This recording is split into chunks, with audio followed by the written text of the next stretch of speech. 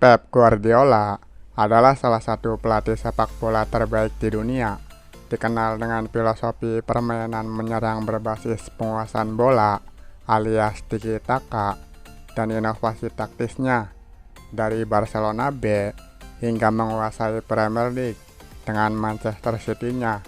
Emang gimana sih ceritanya? Yuk, langsung aja kita bahas. Oke, jadi Guardiola ini lahir di Spanyol pada tahun 1971. Sejak kecil, dia sudah cinta banget sama sepak bola dan akhirnya masuk Akademi La Masia, tempat lahirnya banyak legenda Barcelona.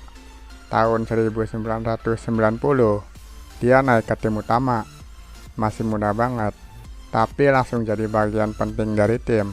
Dibawa ke pelatihan Johan Cruyff, Pep jadi bagian dari Dream Team-nya Barcelona. Dia main sebagai gelandang bertahan, tapi tugasnya bukan cuma bertahan cuy. Dia yang atur ritme permainan, ngasih operan cerdas, dan bikin tim jadi lebih solid. Puncaknya dia bawa Barcelona juara Liga Champions tahun 1992. Ini sejarah banget, karena itu gelar Eropa pertama buat Barcelona. Setelah lebih dari 10 tahun di Barcelona, Pep akhirnya pindah ke Italia. Dia main buat Brescia dan AS Roma, tapi sayangnya nggak terlalu sukses. Waktu di Brescia, dia sempat main bareng legenda sepak bola dunia, si Roberto Baggio. Habis dari Italia, Pep Guardiola pindah ke Qatar buat main di Al Ahly. Bisa dibilang ini masa-masa dia nyari pengalaman baru.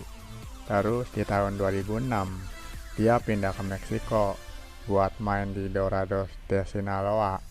Nah, disinilah dia mulai kepikiran buat jadi pelatih. Nggak cuma di klub, Pep juga sempat bersinar di timnas Spanyol. Dia main di Piala Dunia 1994 dan Euro 2000. Tapi yang paling bersejarah, dia bawa Spanyol juara Olimpiade 1992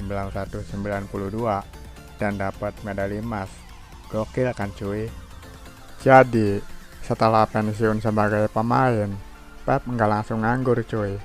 Tahun 2007, dia ditunjuk buat jadi pelatih Barcelona B. Padahal banyak yang ragu karena dia belum punya pengalaman melatih. Tapi bos-bos di Barca udah ngeliat potensi Pep buat jadi pelatih top, dan pilihan mereka nggak salah. Nah, di Barcelona B ini, Pep mulai ngenalin filosofi permainannya yang nanti bakal jadi ciri khasnya di Barcelona, yaitu tiki-taka, penguasaan bola, passing cepat, dan permainan menyerang yang bikin lawan pusing 7 keliling. Kalian pasti udah pada nggak asing sama gaya main ini kan cuy. Pep juga nggak cuma fokus menangin pertandingan, tapi juga ngebentuk pemain muda berbakat dari Akademi La Masia. Dia ngorbitin beberapa nama yang sekarang kita kenal banget.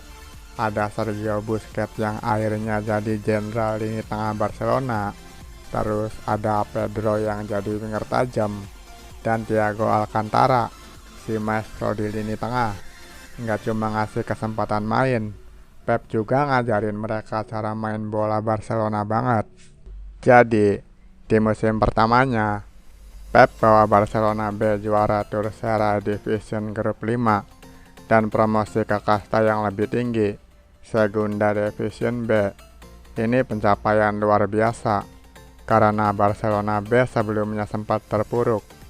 Dari sini nama Pep mulai diperhitungkan, dan gak butuh waktu lama buat dia naik jabatan. Tahun 2008, Barcelona lagi butuh perubahan besar. Setelah era Rijkaard, mereka kepincut buat kasih kesempatan ke Pep Guardiola yang waktu itu baru ngelatih tim Barcelona B. Banyak yang ragu sih, tapi ternyata keputusan ini bikin sejarah baru. Di musim pertamanya, Pep langsung ngerombak tim. Pemain kayak Ronaldinho dan Deco out. Messi makin dimanja, dan strategi tiki-taka mulai diterapkan. Hasilnya mereka treble winner. Barcelona menjuarai La Liga, Copa del Rey, dan Liga Champions Eropa. Ini momen yang nunjukin kalau Pep ini bukan pelatih sembarangan. Gokil nggak tuh cuy? Nah, setelah meraih treble, Guardiola nggak berhenti sampai di situ cuy. Barcelona jadi tim pertama yang memenangin sextuple alias 6 trofi dalam satu musim. Mulai dari Piala Super Spanyol sampai Piala Dunia antar klub, semuanya disapu bersih. Bisa dibilang ini puncaknya Barcelona di bawah Pep Guardiola. Tiki-taka semakin sadis, Messi semakin gacor, dan mereka ngalahin Manchester United di final Liga Champions dengan permainan yang disebut-sebut sebagai masterpiece sepak bola. Sayangnya, semua yang indah pasti ada akhirnya cuy. Di musim keempatnya, Pep mulai ngerasa capek. Barcelona kehilangan gelar La Liga dari Real Madrid yang dapat 100 poin. Gila sih. Mereka juga keok di semifinal Liga Champions melawan Chelsea. Akhirnya, Pep mutusin buat cabut di akhir musim. Setelah sukses besar sama Barcelona, Pep Guardiola mutusin buat rehat setahun. Nah, di tahun 2013, Bayern Munchen resmi ngumumin kalau Pep sebagai pelatih baru menggantikan Jupp Heynckes yang baru aja bawa mereka treble. Wah, tantangan berat nih cuy. Bayangin aja, lo masuk ke tim yang udah juara segalanya. Gimana cara lo bikin tim ini makin gila? Nah, Pep punya jawabannya. Munchen dibawa ke pelatihan Pep tetap ganas. Ya bisa dibilang lebih Barcelona style. Permainan umpan pendek, penguasaan bola gila-gilaan, pressing ketat, dan pemain yang bisa main di berbagai posisi. Dia sering pakai formasi 4-1-4-1 atau bahkan 3-4-3.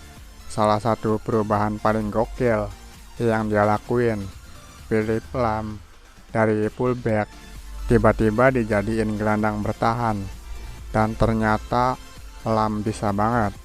Terus dia juga bawa Thiago Alcantara dari Barcelona buat jadi otak di lini tengah. Kata Pep, Thiago or nothing. Sampai segitunya cuy. Dan ternyata emang benar, Thiago jadi salah satu kunci kesuksesan Bayern Munchen. Bicara prestasi, jangan diragukan lagi. 3 musim di Munchen, 3 kali juara Bundesliga. Nggak cuma itu, dia juga bawa 2 trofi DFB Pokal, Super Eropa, dan Piala Dunia antar klub. Tapi ada satu trofi yang nggak bisa dia bawa ke Munchen. Yes, trofi Liga Champions. 3 musim berturut-turut, Munchen selalu mentok di semifinal Liga Champions. Tahun 2014, mereka diajar Real Madrid 0-5. Tahun 2015, Messi dan kawan-kawan dari Barcelona ngerusak mimpi mereka. Dan tahun 2016, giliran Atletico Madrid yang bikin Munchen gagal ke final. Banyak yang bilang Pep terlalu ribet sama taktiknya. Dia suka gonta-ganti formasi dan strategi di momen-momen penting. Tapi ada juga yang bilang, ya emang udah apes aja. Meskipun nggak dapat Liga Champions, warisan Pep di Munchen nggak main-main cuy.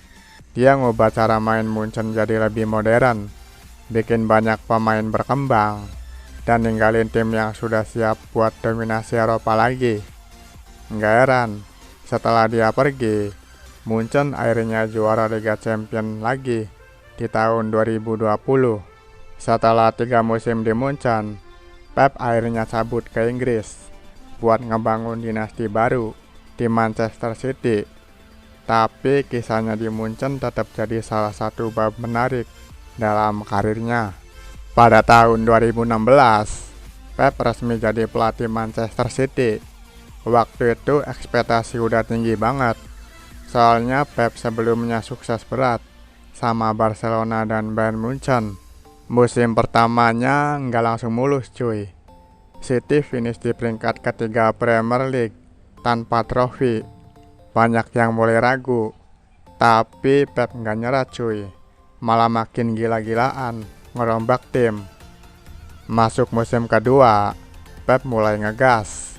City langsung juara Premier League musim 2017-2018 dengan cara yang gokil. Dengan ngumpulin 100 poin. Gila nggak tuh? Rekor yang belum pernah ada sebelumnya di Inggris. Setelah itu, City makin nggak ada obat cuy.